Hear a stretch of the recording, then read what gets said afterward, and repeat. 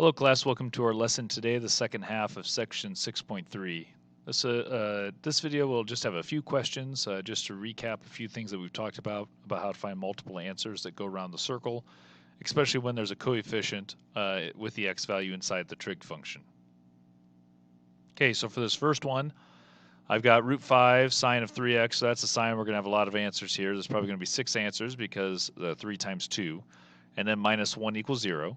I'm going to add 1 to the other side and then divide by root 5. So I have sine of 3x equals 1 over root 5.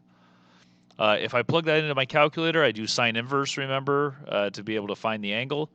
And if I just do sine inverse of 1 over root 5, I get an angle of 26.57 degrees.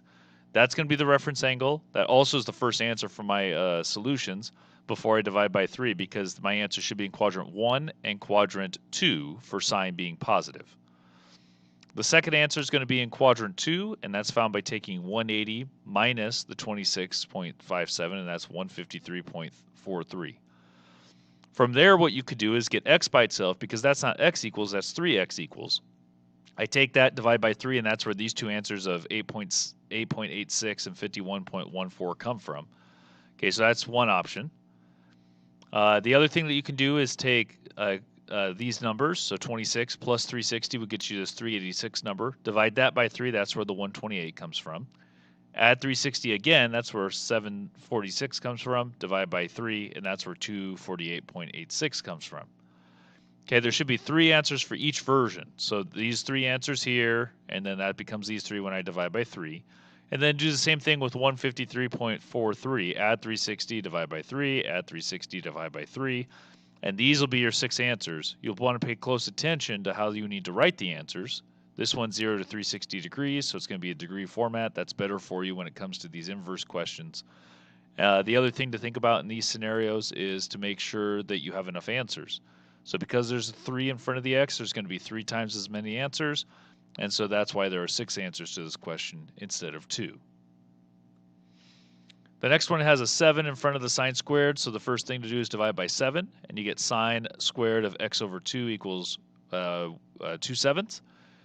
You got to square root it, and the key with square rooting is making sure there's a plus or minus, which means you're just going to have 4 answers around the circle.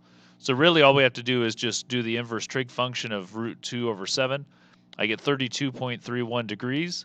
That's going to be your reference angle. That's also the answer in quadrant 1. Quadrant 2 is found by taking 180 minus 32.31. Quadrant 3 is going to be found by taking 180 plus the number. And quadrant 4 would be 360 minus that reference angle of 32.31. The problem is those would be the 4 answers if it was just sine of x equals that. But we have sine of x over 2. And then to get rid of divide by 2, I would have to multiply by 2. So I basically just doubled all my answers here. And you'll notice I only boxed the first 2 answers because the third and fourth answer, when I multiply by 2, end up being outside the range of what I care about. They are still solutions to the equation, but they're not in the angles from 0 to 360. So anytime it's divided by something, you're either going to have the same amount of answers or less, because when you double things or triple them, you're going to get answers outside the range of 0 to 360. Have a good day, everyone.